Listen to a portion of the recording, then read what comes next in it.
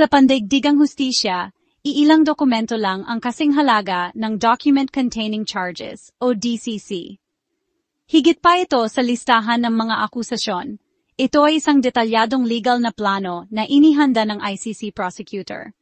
Binabalangkas ng DCC ang mga diumano'y krimen kung kailan at saan nangyari ang mga ito at kung bakit pinaniniwalaang responsable ang akusado. Para sa mga hukom, ito ang batayan sa pagpapasya kung dapat bang ituloy ang isang kaso sa paglilitis. Para sa akusado, ito ang plano para sa kanilang depensa. Noong Hulyo 4, 2025, isinumite ng ICC prosecutor ang DCC laban sa dating Pangulo ng Pilipinas na si Rodrigo Duterte matapos ang maraming taon ng investigasyon. Inaakusahan ng dokumento ang kriminal na responsibilidad ni Duterte sa libu-libong pagpatay na nag-ugnay sa kanyang mga patakaran at pampublikong pahayag sa mga aksyon ng Estado. Ang pagsusumite na ito ay nagmamarka sa formal na simula ng judicial review at nagbubukas sa kaso sa publiko. Para sa mga biktima, ang DCC ay isang unang hakbang tungo sa hustisya na nagbabago sa kanilang mga kwento sa isang legal na argumento na dapat marinig ng mundo. Nakalista dito ang mga pangalan ng biktima, mga petsa at mga pangyayari na tinitiyak na hindi sila makakalimutan. Ang DCC ay isang makapangyarihang pahayag, walang sinuman, kahit isang dating pinuno ng Estado, ang nakataas sa batas. Ngayon ay nanonood ang mundo habang lumalabas ang planong ito para sa hustisya. Sa puso ng kaso laban kay Duterte ay ang krimen laban sa sangkatauhan ng pagpatay, na di umano'y isang malawakan at sistematikong pag-atake sa mga sibilyan.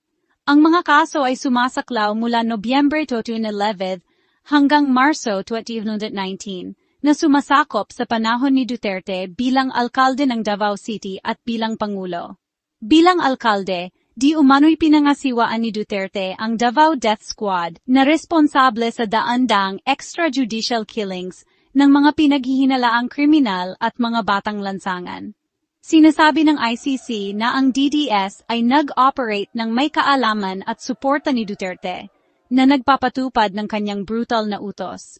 Bilang Pangulo, ang war on drugs ni Duterte ay nagdulot ng libu-libong karagdagang kamatayan, opisyal na mahigit 6,000, ngunit tinatayang hanggang 30,000 ang mga grupo ng karapatang pantao. Inaakusahan ng ICC na ang mga ito ay hindi lehitimong aksyon ng pulisya, kundi mga pagpatay na sinang-ayunan ng Estado na target ang mga mahihirap. Ang pampublikong paghimok ni Duterte sa karahasan at mga pangako ng impunity para sa pulisya ay lumikha ng klima ng takot. Ang kaso ay hindi lang tungkol sa individual na pagpatay, kundi tungkol sa isang makinarya ng Estado na idinisenyo upang gumawa ng pagpatay sa malawakang sukat.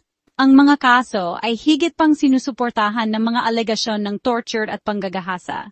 Ang kaso ng ICC ay naglalayong ipakita na ang mga krimen na ito ay inorganisa mula sa itaas. Ang landas upang dalhin si Duterte sa harap ng ICC ay minarkahan ng mga mapagpasyang hakbang noong 2025. Noong Pebrero 10, lihim na nag-apply ang ICC prosecutor para sa isang arrest warrant na nagdedetalya ng malubhang akusasyon at ebidensya. Pagsapit ng Marso 7, inilabas ng pretrial chamber ang warrant na nakahanap ng makatwirang batayan upang magpatuloy. Naging pampubliko ang warrant noong Marso 11 na nagdulot ng pandaigdigang balita. Si Duterte ay inaresto sa Maynila at sumuko sa ICC, isang dramatikong pagbabago sa kaso. Noong Marso 14, unang lumitaw siya sa harap ng korte sa pamamagitan ng video mula sa The Hague, kung saan kinumpirma ng mga hukom ang kanyang pagkakakilanlan at mga karapatan. Ang sandaling ito ay nagpahiwatig na kahit ang mga makapangyarihang pinuno ay maaring panagutin. Pagkatapos ay inihain ng taga-usig ang DCC noong Hulyo 4 na nagtatakda ng entablado para sa susunod na yugto. Ang pagdinig para sa kumpirmasyon ng mga kaso ay nakatakda sa Setyembre 23-26, 2025. Sa pagdinig na ito, diringgin ng mga hukom ang mga argumento mula sa lahat ng panig upang magpasya kung ang kaso ay magpapatuloy sa paglilitis. Nanunood ang mundo habang nagaganap ang hustisya. Ang kaso laban kay Duterte ay binuo sa malawak na ebidensya, mga testimonya, dokumento at digital na record. Ang mga nakaligtas, pamilya ng mga biktima, at maging ang mga dating pulis at miyembro ng DDS ay lumantad, madalas sa malaking panganib. Libu-libong ulat ng pulisya, record ng gobyerno, at panloob na komunikasyon ang nagpapakita ng mga pattern ng mga staged encounters at top-down directives. Ang mga grupo ng karapatang pantao at mga mamamahayag ay nagdokumento ng mga crime scene, nag-interview ng mga saksi, at naglathala ng mga ulat na sumasalungat sa mga opisyal na naratibo. Ang ebidensya mula sa media, mga artikulo ng balita, larawan at video ng marahas na retorika ni Duterte ay nagpapalakas sa kaso. Natuklasan ng pre-trial chamber na sapat ang ebidensyang ito upang maglabas ng arrest warrant. Napansin ng mga hukom na sistematiko ang mga pagpatay na target ang mga mahihirap at madalas na isinasagawa ng mga nakamaskarang salarin.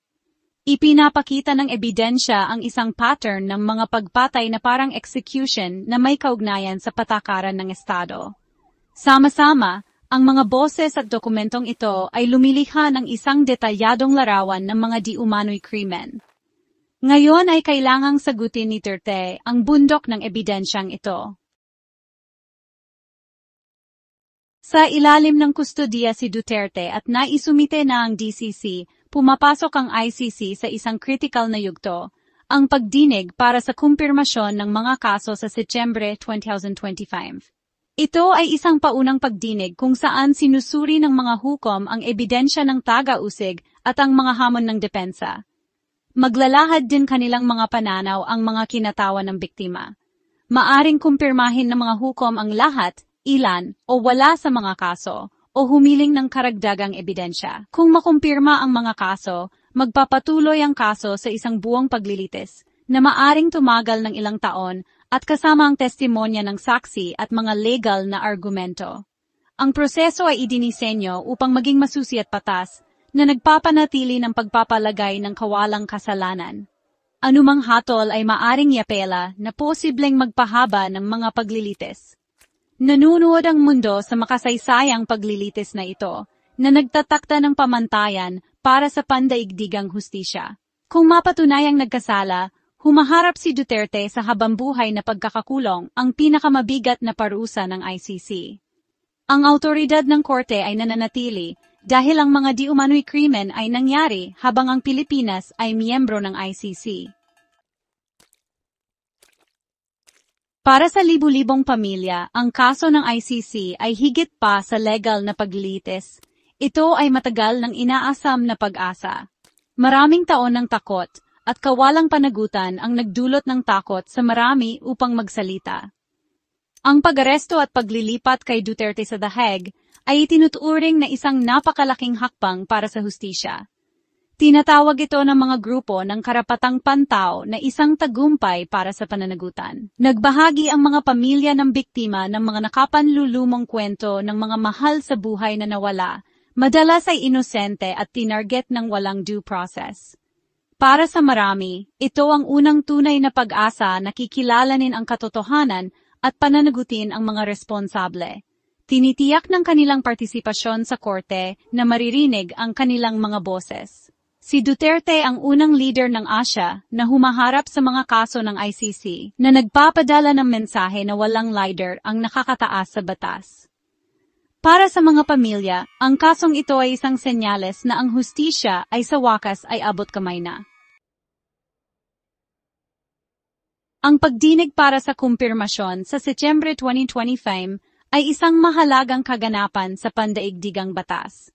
Sa unang pagkakataon, ang buong saklaw ng ebidensya laban kay Duterte ay susuriin sa korte.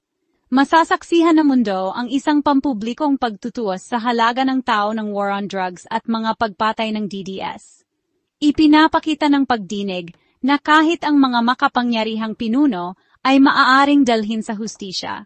Kung makumpirma ang mga kaso, susundan ito ng isang buong paglilitis na susuriin ang bawat detalye. Ang prosesong ito ay isang malaking hakbang para sa mga biktima at mga tagapagtaguyod ng karapatang pantao. Anuman ang kalalabasan, Ang Setyembre 2025 ay maalala bilang isang mahalagang pagbabago. Dinadala ng mga paglilitis ang mga kwento ng biktima mula sa mga lansangan ng Pilipinas patungo sa mga bulwagan ng hustisya sa The Hague. Nagpapatuloy ang paghanap ng hustisya na humuhubog sa kinabukasan ng pandaigdigang batas. Disclaimer: ang mga pahayag at impormasyon sa video na ito ay para lamang sa layuning pang-edukasyon at pang-impormasyon at nakuha mula sa mga pampublikong pahayagan at iba pang sources. Hindi ito maaring ituring na kapalit ng payong legal mula sa isang lisensyadong abogado. Ang mga legal na isyung binanggit ay maaring magbago batay sa bagong batas, desisyon ng korte, o interpretasyon ng mga ahensyang may kinalaman.